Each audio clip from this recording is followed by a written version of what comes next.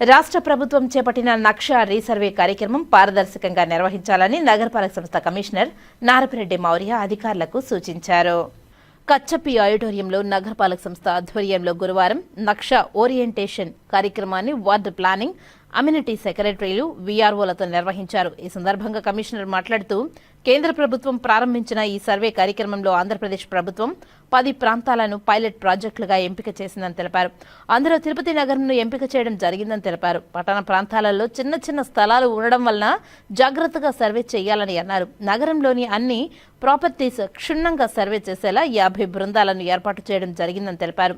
మీరందరూ మీకు ఇచ్చిన టార్గెట్ ను పూర్తి రికార్డు చేయాలని తెలిపారు. ఈ సర్వే 60 రోజుల్లో పారదర్శకంగా పూర్తి చేయాలని అన్నారు. సర్వేకు వెళ్లినప్పుడు స్థానిక నాయకులను కలుపుకొని వెళ్లాలని అన్నారు. ఈ ఓరియంటేషన్ శిక్షణ కార్యక్రమాన్ని సిబ్బంది సద్వినియోగం చేసుకోవాలని అన్నారు. ముందుగా ప్రభుత్వ భూములను గుర్తించాలని అన్నారు.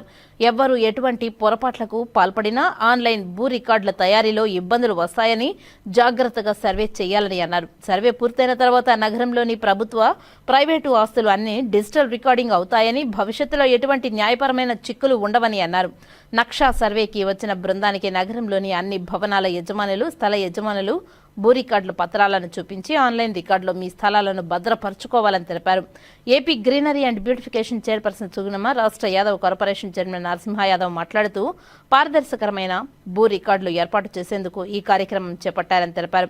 రాష్ట్ర ముఖ్యమంత్రి నారా చంద్రబాబు నాయుడు రాష్ట్రంలో అన్ని భూ రికార్డులు పారదర్శకంగా ఉండాలనే ఉద్దేశంతో ఈ కార్యక్రమం చేపట్టారని అన్నారు. దేశవ్యాప్తంగా 152 నగరాలు, ఆంధ్రాలో 10 నగరాలను పైలట్ ప్రాజెక్టుల కింద ఎంపిక చేశారని తెలిపారు. అందులో తిరుపతి ఎంపిక కావడం అదృష్టమని అన్నారు. అధికారులు, సిబ్బంది జాగ్రత్తగా, పారదర్శకంగా సర్వే నిర్వహించాలని తెలిపారు.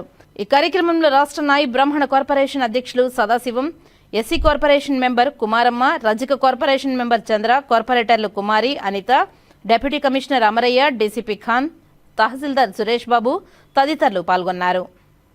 Municipal corporation staff, all secretaries అందరికీ good morning.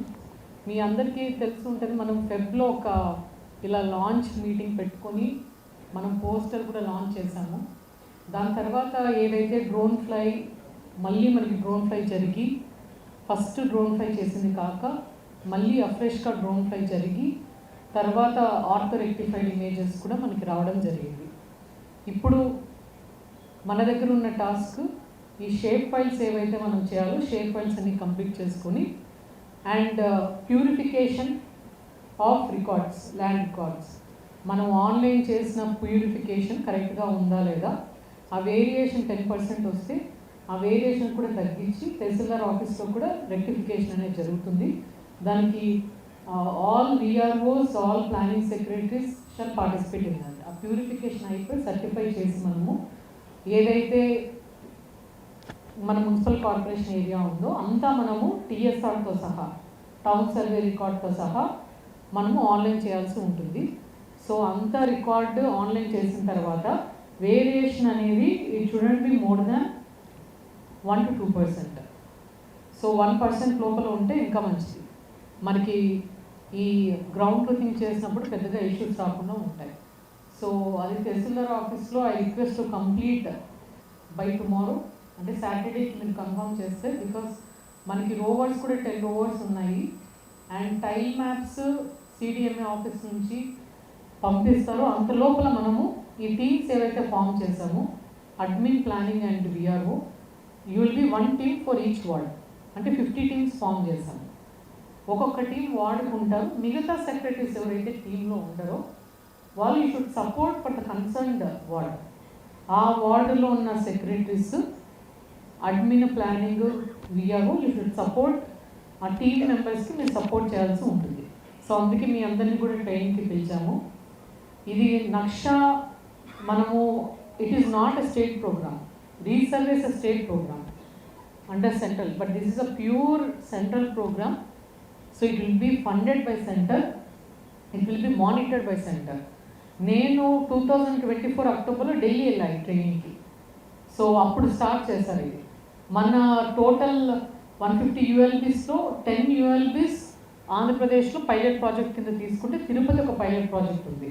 So Tirupati being a pilot project, మనం ఏవి మిస్టేక్స్ అంటే we have to rectify the mistakes ahead.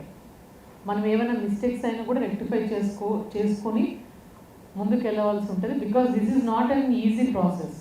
Resurvey మీరు ఇంతవరకు అర్బన్ రీసర్వే చేసి ఉండరు.